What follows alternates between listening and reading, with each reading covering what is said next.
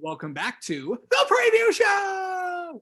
Well, I'm Casey Campbell. That's Jonathan Fiel. And yes, for the first time, finally, Taylor Kitchen is joining the show. Of course, from the Above the Yellow Line podcast. You know, Jonathan Field is from the Racing Experts. And by the way, that is how you pronounce his name.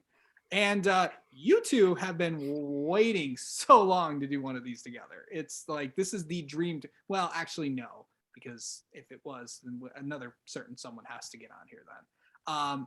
But yeah, this is another one of the Dream Team episodes. So yeah, how are you guys?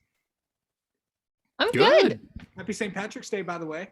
You too? Yeah, we're in the green. Yes. We Taylor and I were both wearing green, and we told Casey, "Where's your green?" So he did a very quick switch, and we're proud of him for that. This is the magic of television, or wherever you're watching this.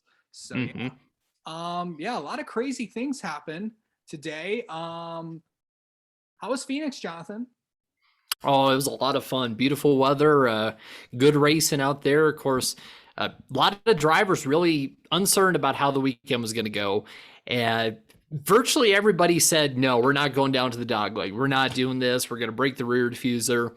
By the end of the race, they were going 6 wide in the dogleg apron, and everybody was down there. So guys got more comfortable with the next Gen 7 car, and a lot of fun racing out there in Phoenix. Really fun. Absolutely.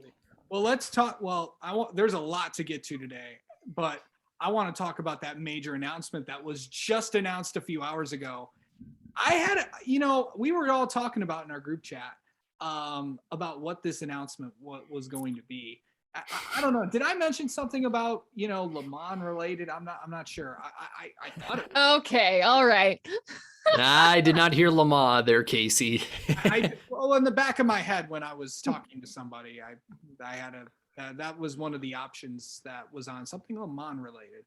Well, it is Le Mans related that NASCAR and IMSA have announced that Hendrick Motorsports will enter in a next gen car in the 24 Hours of Le Mans in 2023. Now, it's going to be Garage 56, so this is good. So it's going to be in its own class. It won't be competing with anybody else, but it's going to be going for the overall win, blah, blah, and all that. They want to finish all the laps, but I think this is something bigger down the road that could possibly get it. We could have a next gen class at the Rolex 24 next year because IMSA is going through all these changes with the GTP class, which basically will replace GPI. Now all these cars are going to be able to run all around the world in just not the IMSA WeatherTech Sports Car Championship, but also in WEC, in the World Endurance Championship. And basically, there's going to be sports car racing going to be insane. Mm-hmm. Yes. So what do you think? I mean, yeah, Jonathan, you have the floor. Sure. I think I don't look at it as much for what it could mean for sports car racing as much as I see what it can mean for NASCAR, because, in NASCAR, the engines are very restricted. We have 670 horsepower on the speedways, road course, short tracks, 510 horsepower on the super speedways in Atlanta. But here, at Le Mans, this is pretty much wide open for what could be done. And I think this is a good opportunity for NASCAR to test out the new powertrain that's coming in the next couple of years, because there's going to be an electric component. We've already heard that there's going to be an electric component that's going to be coming with this new powertrain. I think this is a great way to test that out. You have 24 hours, lots of nodes. You get to test out what the endurance, what the strength, what the mileage of this could be. So I think this could be a really good opportunity for NASCAR to advance the cars, advance what is going to be coming with the Gen 7 car. What you think, Taylor? Well, and just to kind of go off of that, I think too, yes, advance the Gen 7 car, but also get NASCAR some more exposure. I mean, there's a lot of people that watch IMSA just because, it's a lot of motorsports. It has different manufacturers, it has different teams, and it has different drivers that really bring people in. NASCAR is very central to a very certain demographic, I would say. Still, obviously it's growing, but it gets more eyes on NASCAR and what this next gen car, or like you said, the Gen 7 now can do. And if people like what they see from the Gen 7 car, they're like, oh, I want to see more of that. They're going to go to NASCAR and watch the Cup Series. So I think it's a good thing. Myself personally, I don't really watch a lot of IMSA. I have seen the Rolex 24 before, and that is so much fun. I placed a bet this year and I was winning. winning at the beginning of the race. And then about 12 hours in, I lost miserably. I think I forget which car I chose. It might have been the 7-1. I did choose a Ganassi car because it was familiar to me, and I did well. I did well, and then I didn't. But no, great for NASCAR to get some more exposure, and like you said, to test the limits of that Gen 7 car. Yeah, of course, big time. Yeah, of course, the 12 hours of Sebring this weekend. Of course, that's where they made the announcement. It'll be on USA, and Peacock, and a very familiar face is going to be returning to pit road. Matt Yoakum is back on pit road. We'll be back for the 12 hours of Sebring. Obviously, pretty exciting there. Yeah. Out there one thing to add about just NASCAR coming to Le Mans, I think it, like Taylor said, it's huge for the global exposure, because you look at how NASCAR is seen on a world stage with a lot of fans and a lot of, the European audience, international audience. It's seen as a very redneck, hokey kind of sport, where it's only ovals, it's only turning left. But then you put a car out there that can maneuver around Le Mans with some of the best drivers from the US and best drivers of sports car racing, completely break people's perceptions. So I think it could be really good for that too. So that's going to be a lot of fun to follow, I think. It will be. You know what else is going to be fun to follow this weekend? I know there's a lot of racing. F1 kicks off this weekend at Bahrain. You've increased the F1 stuff on your channel. We'll get to that in a little bit. IndyCar will be at Texas Motor Speedway. Jimmy Johnson's going to be out there. As I mentioned, the 12 hours of Sebring. And of course, we got this NASCAR weekend in Atlanta where no one knows what's going to happen. I've literally talked to almost everybody. I've talked to team owners. I've talked to crew chiefs. I've talked to drivers. No one knows what's going to happen this weekend. Of course, the trucks, Xfinity, and Cup Series are there. They put this like red and white line almost. These cars have got to, kind of got to stay, above that. It's not above the yellow line, right? Sorry, had to do it. It's almost like going to be like a baby Daytona Talladega, or what we think it could be. Yeah, some drivers were commenting on that at Phoenix. Michael McDowell, he said they're anticipating it's going to be like Daytona. Austin Cindric said it's going to be different from Daytona tire-wise and a lot different from Talladega. Kevin Harvick said, per quote, "I have no idea. I don't even want to get in the middle of making a comment about that place." Truex had no clue. Denny had no clue. When you have some of the sport's best and some of the sport's, all-time champions and great drivers not really knowing what's going to happen, I think it's going to make for something fun for us to watch. Being in the driver's seat, it's going to be, I don't know. I love what Carson Hocevar said when he said it's going to be like a mix of Knoxville and Daytona. I've never heard that before. Dirt track and a super speedway. That's really, really interesting. Just talking with everybody, talked with Stephen Parsons this morning, and basically he doesn't know what to expect. Or, to Sam, when I talked to Sam Hunt today, the team owner, of course, talking with him, he doesn't know what to expect. A lot of people, when I talk to him, it's just going into this race blind. Maybe it's going to be something to really uphold, but that's the mystery of it. And also add in rain possibly tomorrow. And who knows if qualifying is going to happen, because they're going to give these guys practice time. That's for sure. But who knows what the racing's going to be like. We got, trucks, Xfinity, Cup, and all that just mixing in there. But what is the racing going to be like, Taylor, from that perspective? What do you think it's going to be like? I think we're asking questions that we don't know the answers to. My whole thing is I don't know. My whole thing is we have to look at our super speedway racers, the ones that do really well. I think Ryan Blaney, I think Denny Hamlin, I think Bubba Wallace. Sometimes Joey Logano for sure, if he makes the right decisions. Cindric obviously won the 500. Maybe we don't think of him as totally a super speedway racer, but 500 he did pretty significantly well in. So we have to look at those guys and see if, for me, I'm going to tell how this track races by looking at them, the guys who have it figured out, and seeing if they can race Atlanta a little bit of the same way. But mostly for this weekend, I have no clue. I'm a little concerned. I like to go into things knowing exactly what's going to happen. I like to plan things out. And not knowing is concerning, one, for that, and two, if the fans don't like it, what becomes of Atlanta? Obviously, we're not going to kick it off the schedule completely, but I would be concerned if the fans don't like it, they lose revenue. What's going to happen? I will say, though, it was time for a repave. We saw the track falling apart last year before our eyes during the race. So it was time for a repave. Now, should we have made it the super speedway? I don't know, and we'll find out. Yeah, that's the unpredictable of unpredictability is going to be this weekend. So who knows what's going on? Yeah. Jonathan, do you know what time it is? I can tell you this. I think Atlanta, we might want to look to Michigan as maybe an idea of what we're going to see at Atlanta. I'm just going to throw that out there for as much as I can throw out there because I am in the same boat. I really don't know what's going to happen, but Michigan, where we saw the draft play a big factor, guys staying in packs somewhat, could see guys like Logano, Blaney, who knows, but I do know what time it is. Well, actually, I have another thing and I'm going to play right now. I don't know if you saw. What you got? I'm going to play buy or sell. I got some things. I got some things in my head that I'm looking up, and then me, I like to challenge everybody, which it goes out there. Okay, I'm going to give this one to you, Jonathan. I'll give a couple to you, Taylor, as well. All right, Christopher Bell's not doing well, not hot start to the season. Are you buying that or are you selling that?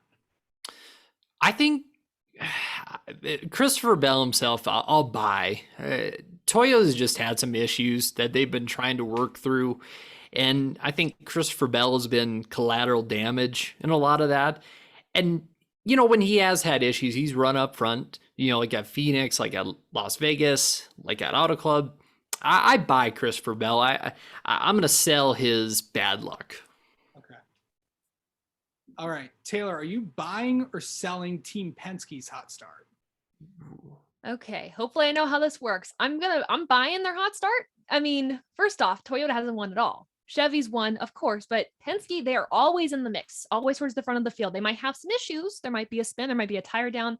Pit crew issues. Ryan Blaney, dear goodness, please have some good luck at some point this season. He just had bad luck all over. But I'm going to buy their hot start. I think they're really true contenders for the championship title. I predict, Joey Logano might not win the championship, but at least make it to the championship 4. I mean, he's made it in every even number year for the past few years. So I buy that they're going to have a good start. And selling, I don't know what I'm selling, but I'm just going to buy. I don't know. Jonathan, are you concerned or not about Harrison Burton's start to the season? It's rookie. It's a rookie thing. It's growing pains for Harrison Burton. I mean, coming into this season, even though we do have a brand new car that is putting everybody pretty much on equal playing field, I think it's growing pains right now for Harrison Burton. And, I would say give him this quarter of the season just to figure some things out, get used to the Cup Series, get things rolling, then start to have some concern. But it is very odd to see the 21 team outside of the top 30 in points right now. But rookie getting going, I don't think you should be concerned yet. Taylor, are you concerned or not concerned about Denny Hamlin's start to the season? Concerned. I think there's no other way to put it. I think he's usually a guy that kind of picks it up near the middle half of the season. So there's not a lot of concern there, but I think a lot of these issues have just been because of the Toyota car, the Gen 7 car. They've had heating issues where they overheat. Obviously the transaxle issue has plagued them. Tires in general for all of the cars have plagued these teams. And I just think Denny Hamlin just had bad luck, but I'm very concerned about it right now, but I guarantee you by the middle of the season towards the end, he's going to pick it up and perhaps be in the championship 4. Yeah. Mm-hmm. That is for sure. Jonathan, are you concerned about the wheels? Because of course we had some news today about the suspensions. I think that's another thing that the teams have to get used to. I don't think I'm concerned. I think it's one thing that NASCAR is just going to continue to look at. I applaud NASCAR for laying down really strict penalties to crew chiefs and to the crew members as well for not getting the wheels on tight, and if they have issues where the wheel flies off of the car, because that's a serious safety issue. I think NASCAR will get this figured out and it'll be okay. So I'm not too concerned. If we're still talking about it quarter the way through the season, third of the way through the season, then I'm going to be concerned. But I think NASCAR has a good handle on it. And of course, I bring this up because it was announced today that both colleague and front row will accept their penalties starting this weekend.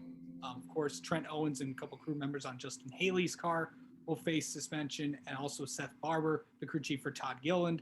Front row actually came out with a statement today saying that they will accept the penalties. So of course, they will be back at Bristol Dirt. So, all right, last one for you, Taylor. Concerned or not about the different about how the season's going so far? I mean, really not concerned. There's like Jonathan mentioned, I mean, there's growing pains, whether you're a rookie, whether it's these teams, whether it's the Fox broadcasting booth, there's going to be growing pains to this new season. Let's not go there. We won't go there. You all know, I know it. Let's keep it in our heads. But like, here's the thing. I feel like this is going to be a learning process. Patience. I've preached this on my podcast, or I guess webisodes. I've preached this online on Twitter.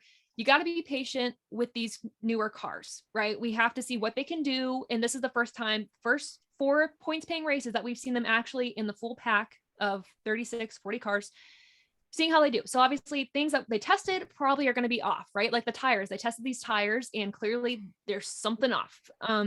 So not concerned. I think it's just typically how it goes when you have new stuff. You got to learn how it works. Is it time for the picks, Jonathan? It's time for the picks, Casey. Okay. Okay. So of course, before we get to the Cup Series, that's what we'll bring in Taylor. But Jonathan and I have some business to take care of first. Yes, we do. We have a pretty good. I'm just gonna say it's can the previous show standings so far this season. Can anyone stop Mitchell Brewer? Because he has been having a pretty commanding lead. Nathan Solomon and Marty's up at the top. You're up there as well. You had a pretty good weekend, and I'm still at the bottom. Now, RJ. But it's tough competition between the 7 of us. Okay, let's first start with the series that doesn't count towards points, but we always like to pick it anyway. Let's start with ARCA East at 5 Flags. Big shout out to Taylor Gray, of course, winning the ARCA race at Phoenix last week. We got in this one. Ooh, give me Sammy Smith again. I'm high on him. You know what? I'll take Taylor Gray. A lot of momentum with that team right now, especially after the win and everything that's happened with them in the past week. This obviously the 17 team is going to be pretty strong. Watching that 18 and 17 car is going to be fun down there. Another note, I know you like big stats and things like coming back. Guess who's back? Phoenix Racing. James. Ooh, Finch. yeah. His son Jake Finch is going to be running in the ARCA East race this weekend at 5 Flags. First time I think since 2013 that Phoenix Racing has been back. And fun fact, Kurt Busch scored a top 5 with Phoenix Racing, and that's important because Kurt Busch, after last Sunday, has now scored a top 5 with every organization he's raced for in the NASCAR Cup Series. That's incredible. And that's why you signed Kurt Busch to your race team. Big time. Yes. All right. Let's go to trucks. Of course, the FR8208.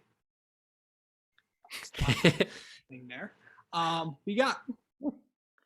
The last race for the NASCAR Camper World Truck Series was Las Vegas, and at Las Vegas, you like to roll the dice. Play your cards right. Picking a winner for this race is going to be equivalent to that. It's going to be throw some dice out, hand some cards out. But I think in this instance, go a little conventional. Been high on him before. John Hunter Nemechek. I think John Hunter Nemechek will get it done at Atlanta. Did you know that everyone's picked differently so far for trucks? So far, So I mean, throw the dice out, lay the cards down. It's anybody's guess this weekend, really.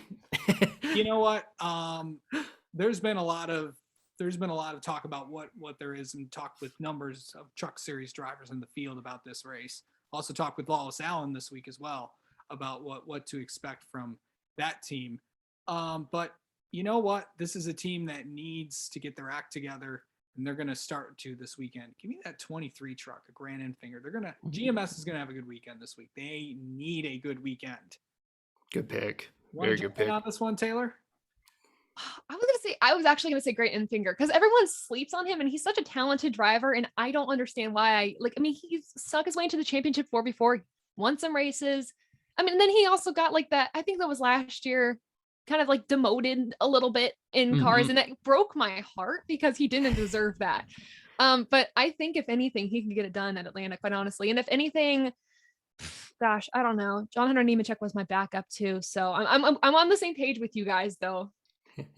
Yeah, Grant Enfinger for sure. It was cool to see him get that opportunity to go full time in trucks after so long in ARCA. So, folks, at good Champion pick. Power Equipment, he made sure that along with his longtime partner, as I just said, Champion Power Equipment, they just basically said, let's just make sure that this doesn't happen again. Actually, a multi-year deal with that team. So the GMS needs a good week, and overall Chevy needs a good weekend in trucks because they have had a disastrous start, with the exception of Matty D, though.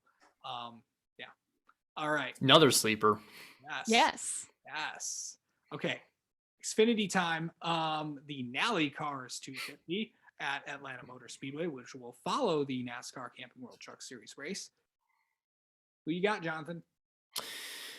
AJ Allmendinger is going to get it done. He has won at Atlanta before. Of course, that was a completely different racetrack, but colleague cars look good on super speedways. We have a very similar package here. I think AJ is going to get it done.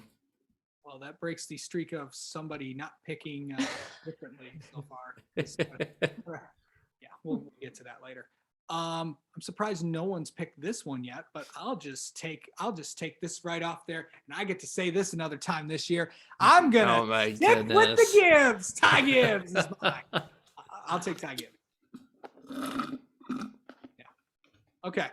Now it's time for the big one, the Folds of Honor Quick Trip 500 at Atlanta. Of course, I got a chance to talk with Atlanta Vice President and General Manager Brandon Hutchinson this week about what to expect this weekend.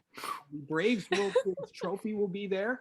Brantley Gilbert will be the Grand Marshal. Also, John Smoltz will be there as well, former Braves World Series winning pitcher. And a bunch of other dignitaries there as well. Let's start with Taylor. Who you got?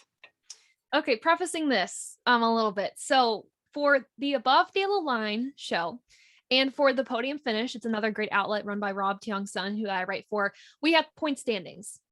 I'm winning in both, and I don't know how this is happening, but it's happening. Because last year, if you've watched my channel before, you knew I lost miserably, and I can't explain it. The numbers failed. So this time, I chose Ryan Blaney last week, and I really, I don't really want to do it again, but I'm going to do Ryan Blaney for this weekend at Atlanta. He's won it before. Obviously, super speedway racer, he's very good at. And so I think the combination of him winning at Atlanta before and being a really good super speedway racer, going with Team Penske, Ryan Blaney. All right. Jonathan? Wow, busting out the hat and everything for that pick. Wow. I was so excited for it. Well, the tradition on ours and track side is they basically do they basically lift the die casts up on there. So yeah. True. Well, sadly, I don't have a die cast for this driver around, but I can hold up fingers though. I picked him. I've picked him. And I'm going to pick him again. This guy is good when it comes to new events. We saw Bristol Dirt. We saw the Clash. I think Joey Logano is going to get it done this weekend. Aggressive driver with just enough veteran know-how. I think we'll see a myriad of really interesting front runners. But I think Joey Logano is going to get that done. It just seems like his type of race. I mean, it is. It's like, Joey's won it. I mean, remember, he won at Bristol Dirt last year. So Exactly. Yeah, but going through all these drivers and making sure that everyone, everyone's picked differently in the Cup Series, which is always good, because at least in the Cup Series, everyone's got their own guy and everyone's trying to get all that stuff in there and waiting on that. I don't know, but I've been really, really thinking about who I'm going to go with, and I'm going to go with Tyler Reddick. He's going to That's get good. Love him. I think that 8 team has really kind of started it there. I know he's had some good finish. I know he had a good finish last week. I know he's ran well, but he hasn't got hadn't had the results until Phoenix to get there to get that finish. So I think he's going to end up in victory lane and get his first career win. Yes, we're going to have another first time winner this weekend. So good stuff there. All right. Well, that's going to do it for this week's preview show. We'd like to thank you for watching, and we'll see you next week for Coda. You never know who's going to be on this channel. It could be Taylor again. Who knows? It could be 2 of me. However, that might be possible. No, I don't know if that is possible, buddy. All right, but we'll talk to you later. Enjoy the big racing weekend. F1 kicks off this week, as well as IndyCar, NASCAR, and of course the 12 Hours of Sebring as well. Jam-packed weekend of racing on there. I think MotoGP's this weekend as well, and also Supercross. So fun stuff. Enjoy the race weekend. Enjoy the madness as well, for all you March Madness fans.